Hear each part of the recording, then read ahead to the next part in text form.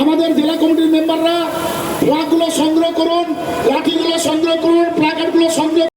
খেলাধুলা থেকে শুরু করে আদিবাসী চিত্র, মশাল রোড থেকে শুরু করে বিভিন্ন ধরনের কর্মসূচির মধ্যে দিয়ে গোটা মালদা জেলার বিভিন্ন প্রান্তে প্রতিটা ব্লকে কর্মসূচি করার মধ্যে দিয়ে গ্রাম সংগ্রাম কমিটি, অঞ্চল কমিটি, ব্লক কমিটি করবার মধ্যে দিয়ে গতকাল তারা সামিল হয়েছিলেন ওলমাল্লা ওসমানিয়া হাই মাদ্রাসাতে।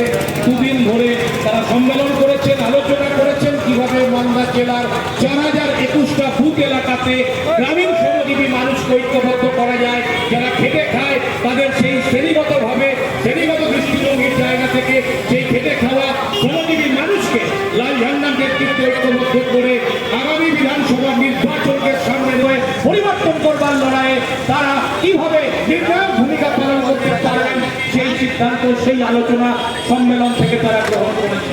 তো কমরেড তুষার ঘোষ, আমাদের রাজ্যের আমাদের এই জেলার নেতৃত্বরা, প্রাক্তন বিধায়ক শ্রমিক, তাদের সবাইকে আমাদের সংগঠন, আমাদের ইউনিয়ন, মানুষের দাবিতে মানুষের আন্দোলন এবং তার সাথে যে সংগঠনে কাজ করছি সেই শ্রমিক আন্দোলনের পক্ষ থেকে আপনাদের জেলা যদি বাতিল না করে তো এই গোটা দেশের কৃষক আন্দোলন কোনো অবাস্তব আজকের দিনে এটা অসম্ভব বলে নয়।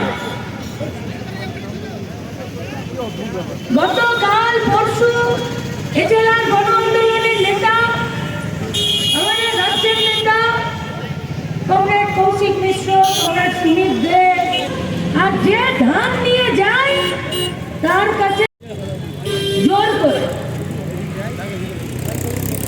কোনো নোটিশ নাই।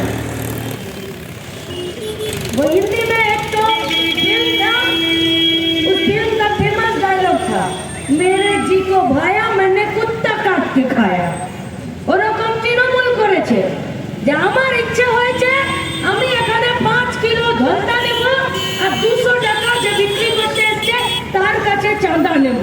200 টাকা নিচ্ছিল, তার কলার ধরে তার গালের সোপাটে এক চড় দিয়েছে। আর যেই তাকে এক চড় দিয়েছে সেই গোটা জেলায় ওই কিষাণ মান্ডিতে যারা ধান বিক্রি করতে গেছিল তারা একজুট হয়েছে। আর ওই কিষাণ মান্ডিতে যে সরকারি আধিকারিক বসে নিয়ে ওই ধান কেনা বেচার কাজ করছিল, যে তৃণমূলের দলদাসে পরিণত হয়েছিল, তৃণমূলের গুন্ডাদের কাছ থেকে টেবিলের নিচে পয়সা খাচ্ছিল আর গরিব কৃষককে ক্ষেত মজুরকে মারছিল, সেখানকার ক্ষেত মজুররা কৃষকরা তার গলা ধরে তাকে টানতে টানতে হিড় হিড় করে নিয়ে গেছে বিডিওর অফিসের কাছে। আর সেখানে কান ধরে উঠবাস করেছে যে না আর আমি চুরি করব না। বলে কি হয়েছে, আর 5 কিলো ধলতাও দিতে হয়নি আর 200 টাকা এক্সট্রা চাঁদাও দিতে হয়নি। কে দিয়ে করতা है वो है लाल झंडा, वो है বামপন্থী, ওরা হলো শ্রমিকের পার্টি, ওরা হলো ক্ষেত মজুরদের পার্টি। এই বাধা ধর্মের নামে রাজনীতি চলবে না। তোমার মুরদ আছে তো তুমি এসে বলো কোন আক্কেলে তুমি 100 দিনের কাজকে বাতিল করতে চাইছো, কখন বাতিল করতে চাইছো? দেশের সরকার যখন একটার পর একটা দেশের রাষ্ট্রীয় সংস্থা বিক্রি হচ্ছে তখন कभी आया जीएसटी, कभी जी में आया डिमोनेटाइजेशन, नोटबंदी, कभी जी में आया तो मोनेटाइजेशन पाइपलाइन, बाप का माल समझ के कभी रेल को बेचा, कभी बीएसएनएल को बेचा, तो कभी एलआईसी में बीमा से 100% विदेशी विनियोग করছে। अरे जानते हो इस देश का इतिहास, बीजेपी वाला लोग 52টা বছর তোমরা আমাদের জাতীয় পতাকাকে সম্মান করনি, তোমরা আমাদের দেশের সংবিধানকে বাতিল করে দিতে চাইছো।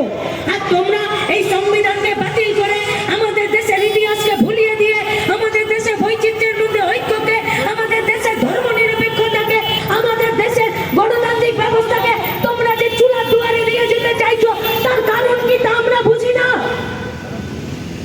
আপনার ভারতবর্ষের জনসংখ্যা নিয়ন্ত্রণের জন্য ভারতবর্ষের সরকার একটা ক্যাম্পেইন চালিয়েছিল, হাম দো হামারা দো, ছোটা পরিবার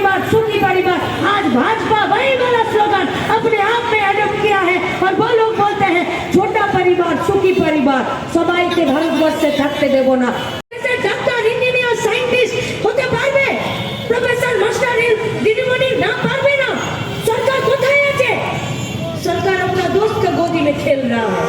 ये मोदी सरकार और इसको पसंद है अंबानी और अदानी का गोदी, बस इससे ज्यादा इन लोगों को कुछ भी पसंद नहीं है। अरे लाल झंडा सरकार छिलो, लाल झंडा पार्टी छिलो 2004 60টা এমপি লাল ঝান্ডা, सोनिया गांधी वालों से कि बोलून আপনারা কটা মন্ত্রিত্ব নেবেন? বললো हम लोगों का মন্ত্রিত্ব नहीं चाहिए। বললো তাহলে? বললো আমাদের কোনো ডিপার্টমেন্টও চাই না। তাহলে আমাদের লালবাতির গাড়িও চাই না। তাহলে কি চাই? বললো শহরে 100 দিনের কাজ আর গ্রামে 200 দিনের কাজ করতে হবে। পারবেন করতে? বললো টাকা কোথায়? দেশের সরকার বললো টাকা কোথায়? লাল ঝান্ডার 61টা এমপি দেশের সরকারকে টাকা দেখালো, টাকা। বললো এই দেখো এখানে তোমার টাকা আছে, ওই টাকাটা তুমি যদি এই গোটা ভারতবর্ষে 200 দিন করে একটা বছরে 365টা দিন হয়, যদি আমরা ধরে নিই কোনো একটা এলাকায় এক ফসলি জমি আছে, তাহলে জমিতে চাষ করা, জমিতে ফসল কাটা, সেই ফসল মাড়াই করা, বিক্রি করাতে যদি আমরা ধরে নিই যে তার সেখানে 4 থেকে 5 মাস চলে যাবে, তাহলে 200 দিনের কাজ তুমি দিতে পারবে। সরকারি টাকা, সরকারের মাধ্যমে বেকার ছেলে মেয়েদের বছরের দাম সরকার ঠিক করবে। আর সরকার ঠিক করবে গায়ে কি কাজ হবে, গায়ের লোক ঠিক করবে গায়ে কি সম্পদ হবে। 100 দিনের কাজ শুধুমাত্র 200 টাকা।